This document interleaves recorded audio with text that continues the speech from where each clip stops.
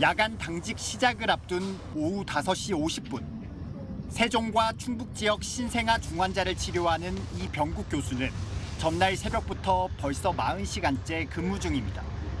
일요일에서 월요일로 넘어가는 새벽에 안 좋은 아기가 있어가지고 새벽 2시에 출근해가지고 화요일, 수요일 오후 6시까지 64시간 연속 근무하는 셈입니다. 이날 밤도 이 교수 혼자 중환자실을 책임져야 합니다. 20개 병상은 주로 37주가 되기 전에 태어난 이른둥이들로 이미 꽉 찼습니다. 24시간 대기하는 이른바 온콜 상태가 1년 365일 유지됩니다. 혈압이 떨어진 아기에게 동맥관을 삽입하는 시술처럼 아기 생명을 살리는 데는 신생아 전문의 존재가 절대적입니다. 요골동맥이 되게 조그맣게 이렇게 있는 거거든요. 맥박을 직접 느껴가지고 잡는 수밖에 없고 눈에 보이는 부분이 아니라서요. 자정을 넘긴 시각. 체중이 600g도 되지 않는 태명 튼튼이의 심장을 수시로 확인합니다. 많이 어려운 애기라서 제가 사실 저 마음은 생존했으면 좋겠고요.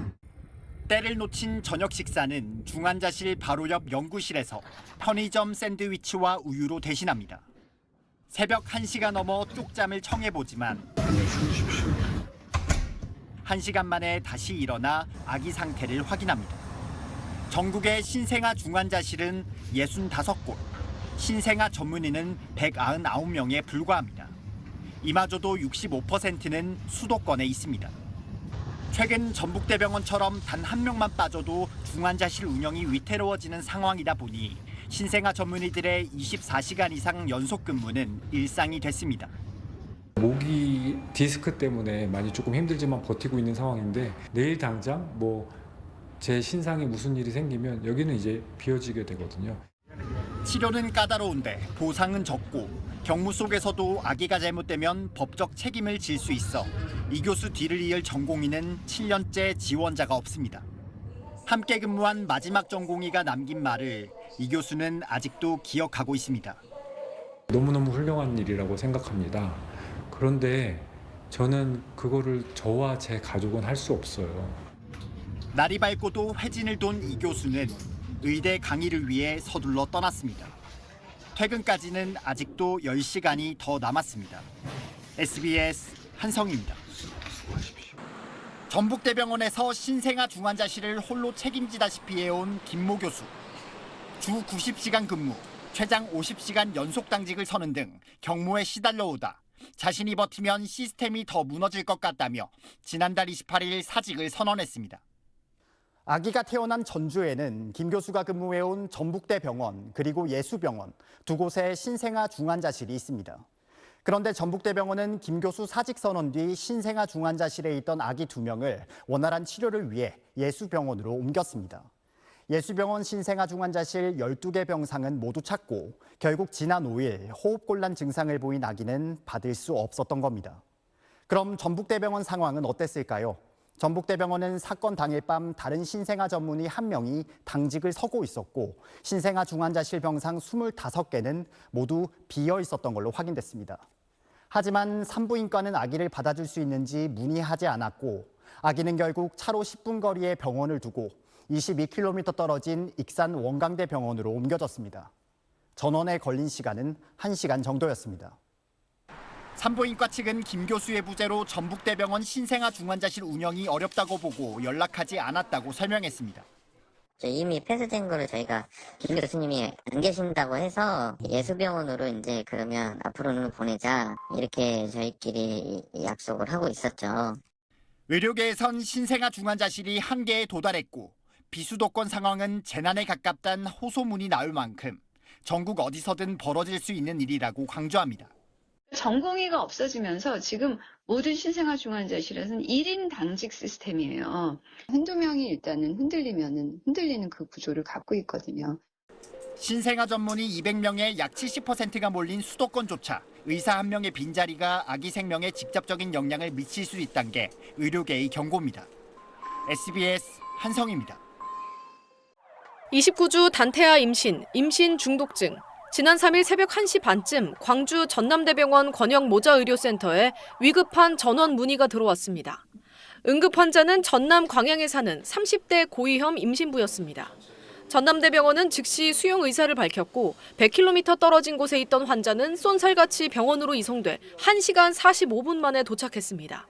이미 경련이 시작됐던 환자는 응급처치를 받고 제왕절개 수술로 무사히 분만에 성공했습니다.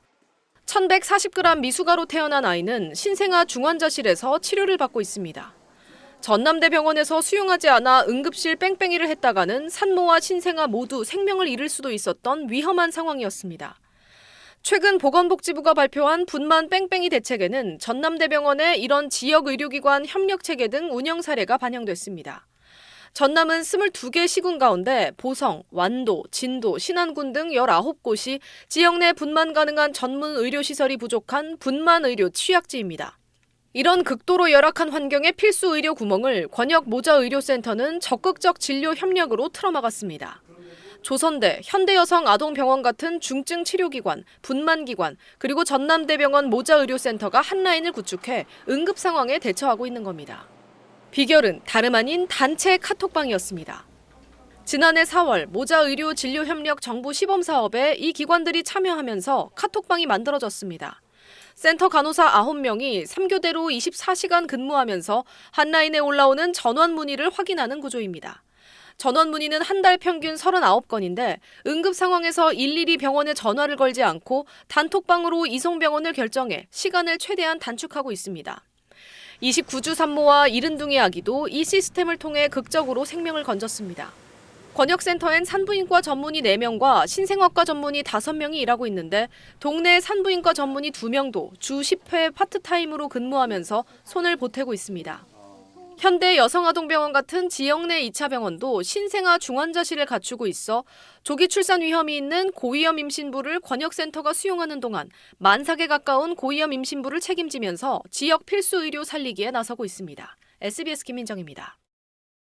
네, 끝으로 기적이라는 단어는 바로 이런 순간에 쓰는 게 아닌가 싶은데요. 몸무게가 400g도 채 되지 않아서 생존조차 장담하기 어려웠던 아기가 무사히 집으로 돌아갔다고요. 네, 대구에서 태어난 초극소 저체중 출생아 이유주 양이 191일간의 긴 치료를 마치고 나흘 전 집으로 무사히 돌아갔습니다. 이유주 양은 태어날 당시에 체중이 불과 328g에 불과했는데요. 지난 6월 임신 26주 만에 성장 지연으로 사산 위험성이 매우 높은 상태에서 응급 제왕절개로 세상에 나오게 됐습니다. 보통 출생 체중이 1kg도 안 되는 미숙아는 장기가 아직 덜 자라 각종 합병증 위험이 큰데요. 특히 300g대 아기는 혈관을 찾는 것조차 쉽지 않아 치료 자체가 매우 어려운 경우로 꼽힙니다. 하지만 이유주 양은 의료진의 세심한 치료와 부모의 헌신적인 보살핌 속에 조금씩 회복해갔고 지난 9월에는 신생아 중환자실에서 100일 잔치를 열 만큼 상태가 좋아지기도 했습니다. 이후 건강이 더 안정되면서 체중은 약 4kg까지 늘었고 자가 호흡과 수유가 가능해지면서 마침내 의료진의 축하 속에 집으로 돌아가게 된 것입니다. 의료계에 따르면 300g대 이 초극소 저체중아가 무사히 생존해서 퇴원하는 사례는 국내는 물론 세계적으로도 매우 드문 경우로 평가되는데요. 대구 가톨릭대병원 의료진은 지역 의료 현장에서 이뤄낸 성과라는 점에서 더 의미 있는 사례라고 밝혔습니다. 네, 앞으로 건강하게 잘 자라면 좋겠네요. 네, 오늘도 잘 들었습니다. 고맙습니다.